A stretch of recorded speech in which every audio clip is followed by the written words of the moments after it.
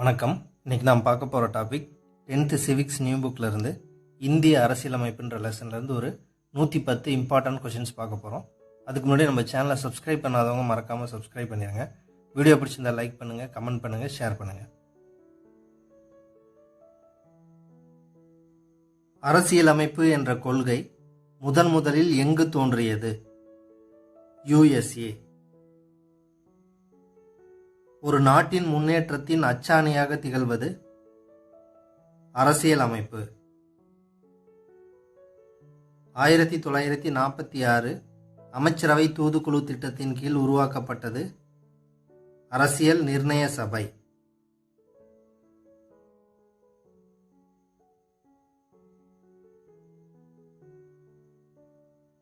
இந்திய அரசியல் நிர்ணய சபையின் மாகாண பிரதிநிதிகள் 292 பேர். சுதேச அரசுகளின் நியமன உறுப்பினர்கள் 93. இந்திய அரசியல் நிர்ணய சபையில் பலுசிஸ்தானின் சார்பில் எத்தனை பிரதிநிதிகள் பங்கேற்றனர்? ஒரு பிரதிநிதி.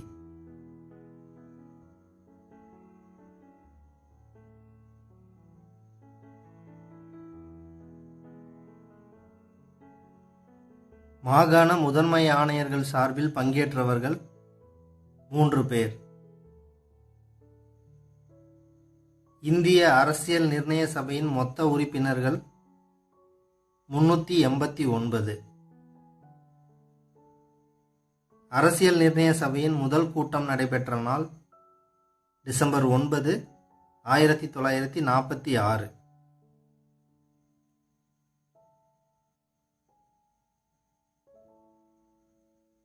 அரசியல் நிர்ணய சபையின் தற்காலிக தலைவர் டாக்டர் சச்சிதானந்த சின்ஹா.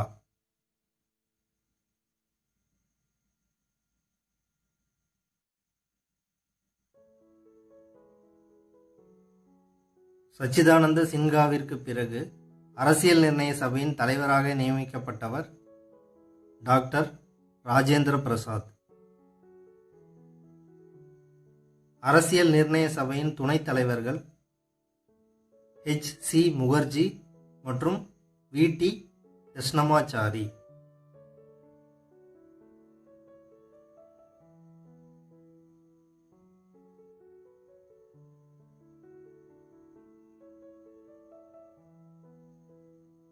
அரசியல் நிர்ணய சபையின் கூட்டத்தொடர் எத்தனை அமர்வுகளாக நடைபெற்றது? 11 அமர்வுகள். அரசியல் நிர்ணய சபையின் கூட்டத்தொடர் எத்தனை நாட்கள் நடைபெற்றது? 166 நாட்கள். அரசியல் நிர்ணய சபை கூட்டத்தில் எத்தனை திருத்தங்கள் முன்வைக்கப்பட்டன? 2473 திருத்தங்கள் முன்வைக்கப்பட்டன.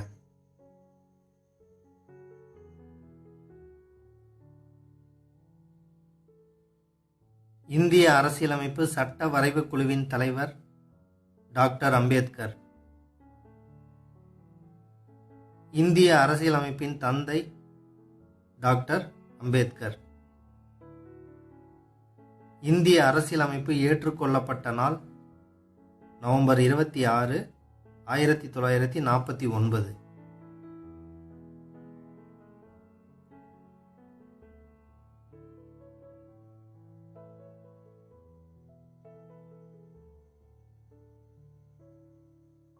இந்திய அரசியலமைப்பு சட்டத்தை இத்தாலிய பாணியில் கைப்பட எழுதியவர் பிரேம் பெஹாரி நரேன் ரைஜடா. உலகில் எழுதப்பட்ட அனைத்து அரசியலமைப்புகளையும் விட மிகவும் நீளமான அரசியலமைப்பு இந்திய அரசியலமைப்பு. இந்திய அரசியலமைப்பு டேஷ் அரசாங்கத்தை ஏற்படுத்துகின்றது. கூட்டாட்சி முறை அரசாங்கம்.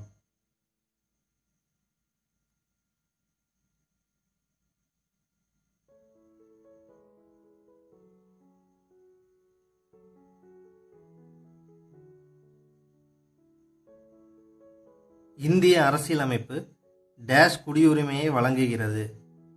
ஒற்றை குடியுரிமை. அரசியலமைப்பின் திறவுகோல் என்று அழைக்கப்படுவது முகவுரை.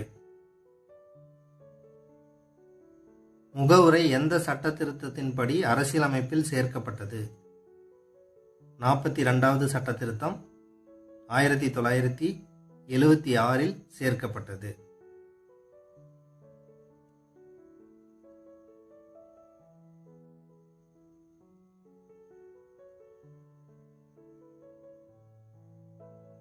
நேருவின் குறிக்கோள் தீர்மானம் இந்திய அரசியலமைப்பு முகவுரையாக ஏற்றுக்கொள்ளப்பட்ட நாள் ஜனவரி 2, 1947.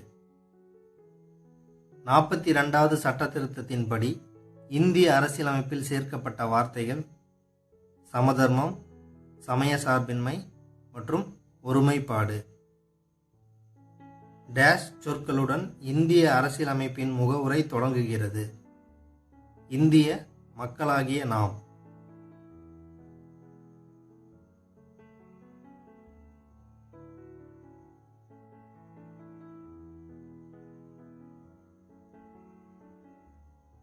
இந்திய அரசியலமைப்பின் ஆதாரம் இந்திய மக்கள். பிரெஞ்சு புரட்சி நடைபெற்ற ஆண்டு 1789. முகவுரையில் இடம்பெற்றுள்ள பிரெஞ்சு புரட்சி வார்த்தைகள் சுதந்திரம், சமத்துவம் மற்றும் சகோதரத்துவம்.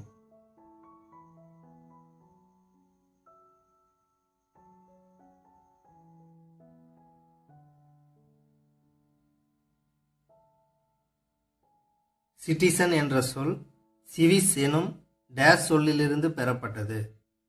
லத்தீன். சிவிஸ் என்ற சொல்லின் பொருள் நகர அரசில் வகிப்பவர்.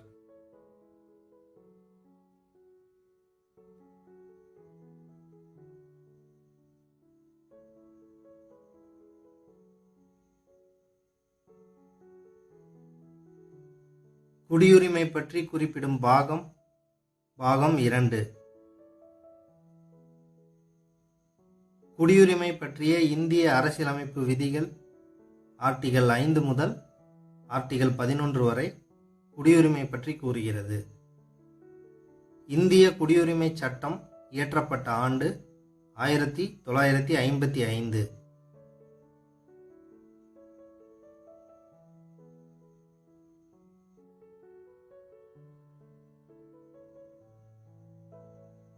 இந்திய குடியுரிமை சட்டம் எத்தனை முறை திருத்தப்பட்டுள்ளது? 8 முறை. காமன்வெல்த் குடியுரிமை நீக்கம் செய்யப்பட்ட ஆண்டு 2003.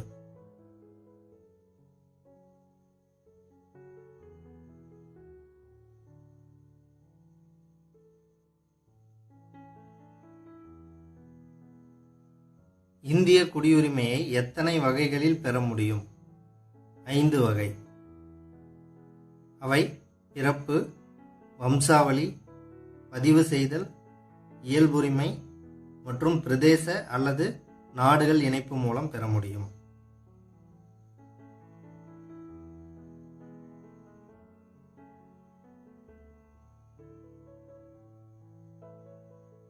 இந்தியாவில் குடியுரிமையை எத்தனை வழிகளில் இழக்க முடியும்? 3 வழிகள். அடிப்படை உரிமைகள் பற்றி குறிப்பிடும் பகுதி 3. அடிப்படை உரிமைகள் பற்றி குறிப்பிடும் விதிகள் ஆர்டிகல் 12 முதல் ஆர்டிகல் 35 வரை.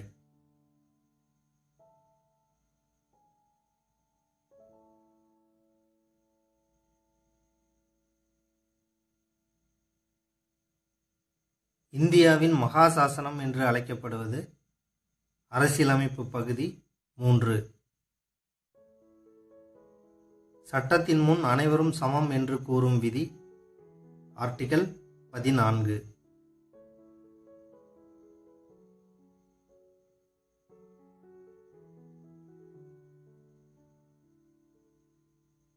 தீண்டாமை ஒழிப்பு பற்றி கூறும் விதி ஆர்டிகல் 17. தொடக்க கல்வி பெறும் உரிமை பற்றி கூறும் விதி ஆர்டிகல் 21A. அடிப்படை உரிமைகள் பாதிக்கப்படும்போது நீதிமன்றத்தை அணுக வழிவகை செய்யும் விதி ஆர்டிகல் 32.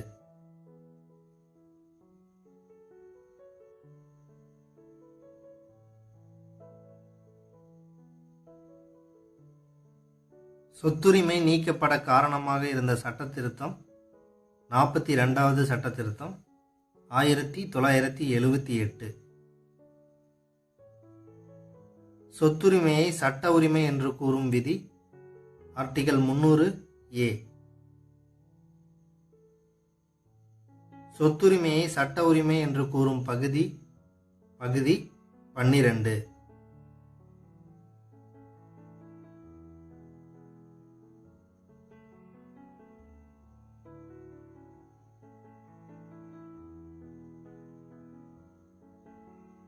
இங்கிலாந்து மகாசாசனத்தை வெளியிட்ட மன்னர் முதலாம் ஜான். இங்கிலாந்து மகாசாசனம் வெளியிடப்பட்ட ஆண்டு கிபி 1215. அரசியலமைப்பின் பாதுகாவலன் என்று அழைக்கப்படுவது அரசியலமைப்பு தீர்வு காணும் உரிமை ஆர்டிகல் 32.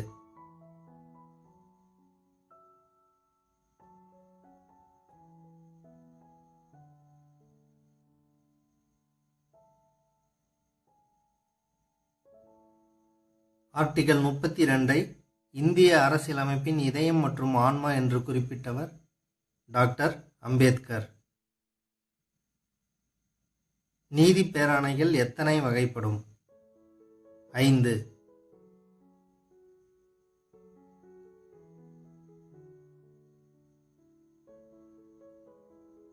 குடியரசுத் தலைவரால் அவசர நிலையின் போது நிறுத்தி வைக்கப்படும் விதி ஆர்டிகல் 19. குடியரசுத் தலைவரால் அவசர நிலையின் போது நிறுத்தி வைக்க முடியாத விதிகள் ஆர்டிகல் 20 மற்றும் 21. அரசு நெறிமுறையுறுத்தும் கோட்பாடுகள் பற்றி கூறும் பகுதி 4.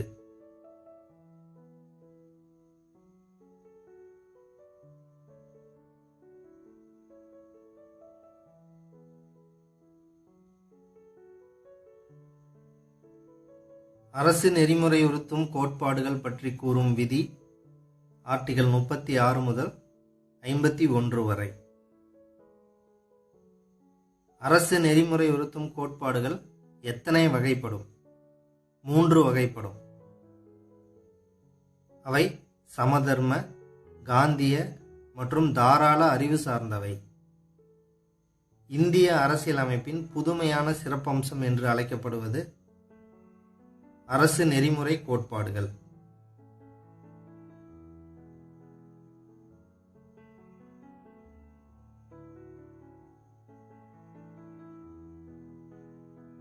அரசு நெறிமுறை கோட்பாடுகளை புதுமையின் சிறப்பம்சம் என்று கூறியவர் டாக்டர் அம்பேத்கர். தொடக்க கல்வி அடிப்படை உரிமையாக சேர்க்கப்பட்ட சட்ட திருத்தம் 86வது சட்ட திருத்தம் 2002ஆம் ஆண்டு. EECE என்பது early childhood care and education.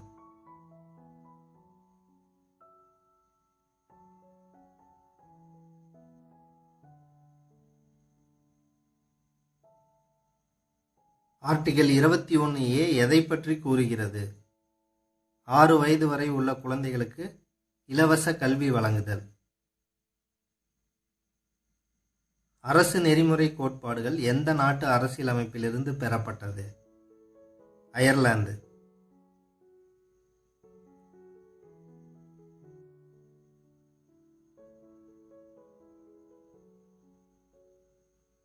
எதை நீதிமன்ற சட்டத்தால் செயல்படுத்த முடியும்? அடிப்படை உரிமைகள். எதை நீதிமன்ற சட்டத்தால் கட்டாயப்படுத்த முடியாது? நெறிமுறை கோட்பாடு. நாட்டின் அரசியல் ஜனநாயகத்தை வலுப்படுத்துவது அடிப்படை உரிமைகள்.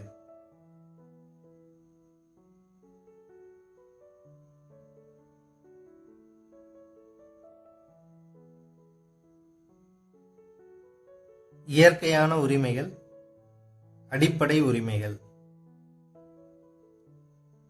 மனித உரிமைகளை பாதுகாக்க வழிவகுப்பது நெறிமுறை கோட்பாடு. இந்திய அரசியலமைப்பின் அடிப்படை கடமைகள் எந்த நாட்டிலிருந்து பெறப்பட்டது? Soviet Russia.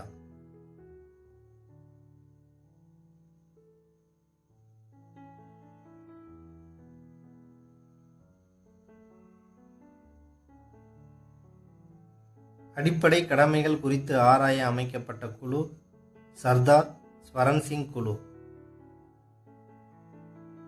அடிப்படை கடமைகள் திருத்தம் செய்யப்பட காரணமாக இருந்த சட்ட திருத்தம் 42வது சட்ட திருத்தம் 1976. அடிப்படை கடமைகள் பற்றி கூறும் பகுதி 4A.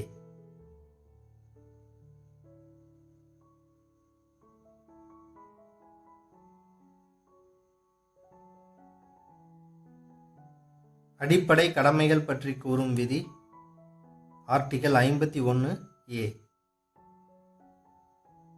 அடிப்படை கடமைகள் மொத்தம் 11.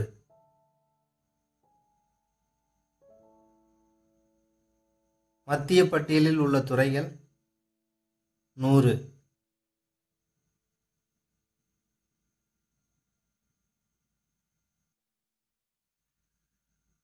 பொதுப்பட்டியலில் உள்ள துறைகள் 52.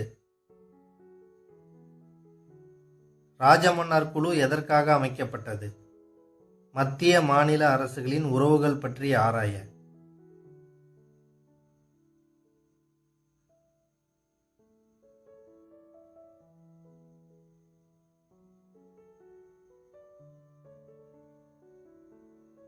ராஜமன்னார் குழு அமைக்கப்பட்ட ஆண்டு 1969.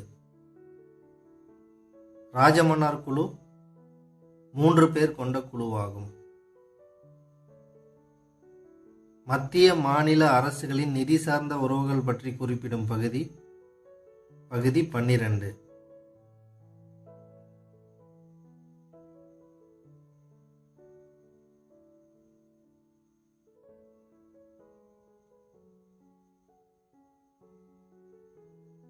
மத்திய மாநில அரசுகளின் நிதி சார்ந்த உறவுகள் பற்றி குறிப்பிடும் விதி ஆர்டிகல் 268 முதல் ஆர்டிகல் 293 வரை.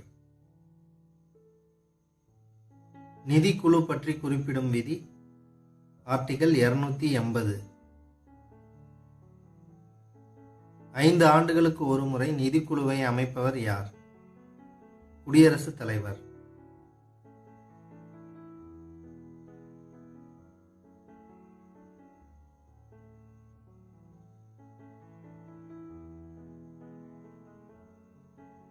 சர்க்காரியா குழு அமைக்கப்பட்ட ஆண்டு 1983. சர்க்காரியா குழுவை அமைத்த பிரதமர் இந்திரா காந்தி.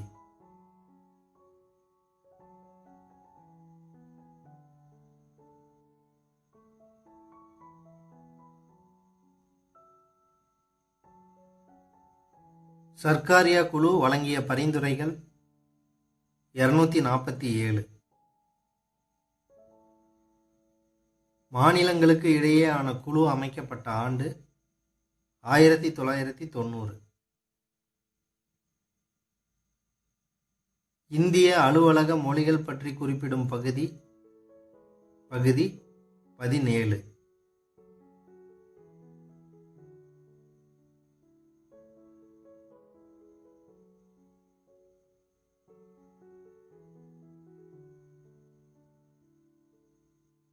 இந்திய அலுவலக மொழிகள் பற்றி குறிப்பிடும் விதிகள் ஆர்டிகல் 343 முதல் 351 வரை.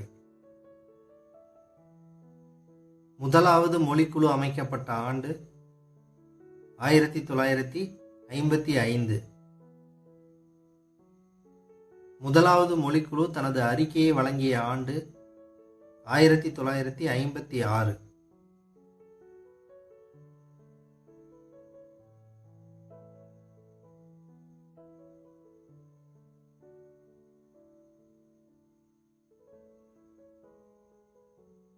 இந்திய அலுவலக மொழிச் சட்டம் இயற்றப்பட்ட ஆண்டு 1963.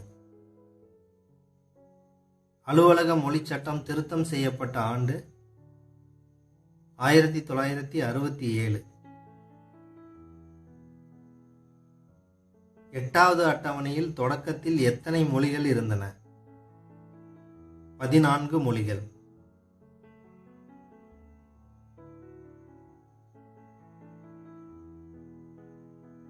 தற்போது 8வது அட்டவணையில் உள்ள மொழிகளின் எண்ணிக்கை 22.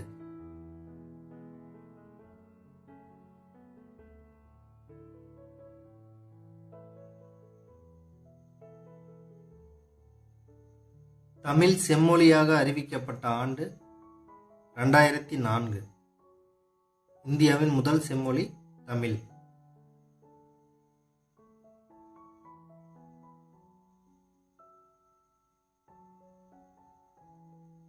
இந்தியாவில் தற்போது எத்தனை செம்மொழிகள் உள்ளன? 6. அவை: தமிழ் 2004இல் செம்மொழியாக அறிவிக்கப்பட்டது. சமஸ்கிருதம் 2005இல் செம்மொழியாக அறிவிக்கப்பட்டது. தெலுங்கு 2008, கன்னடம் 2008, மலையாளம் 2013, ஒடியா 2014இல் செம்மொழியாக அறிவிக்கப்பட்டது. மொத்தம் 6 மொழிகள்.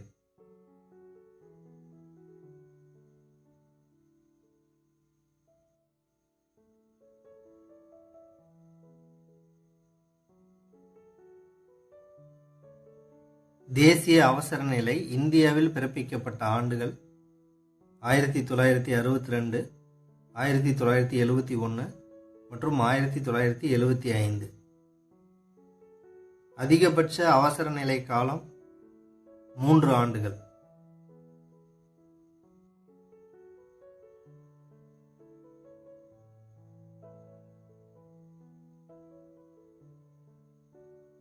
நிதி சார்ந்த அவசர நிலை பற்றி கூறும் சட்டப்பிரிவு ஆர்டிகல் 360.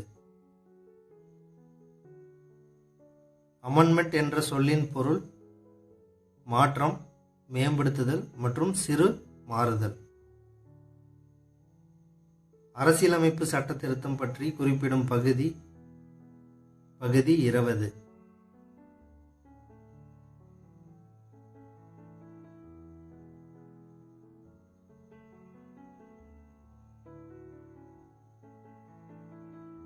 அரசியலமைப்பு சட்ட திருத்தம் பற்றி குறிப்பிடும் விதி ஆர்டிகல் 368. அரசியலமைப்பு சட்ட திருத்தத்தின் வகைகள் 3. சிறிய அரசியலமைப்பு என்று அழைக்கப்படுவது 42வது சட்ட திருத்தம்.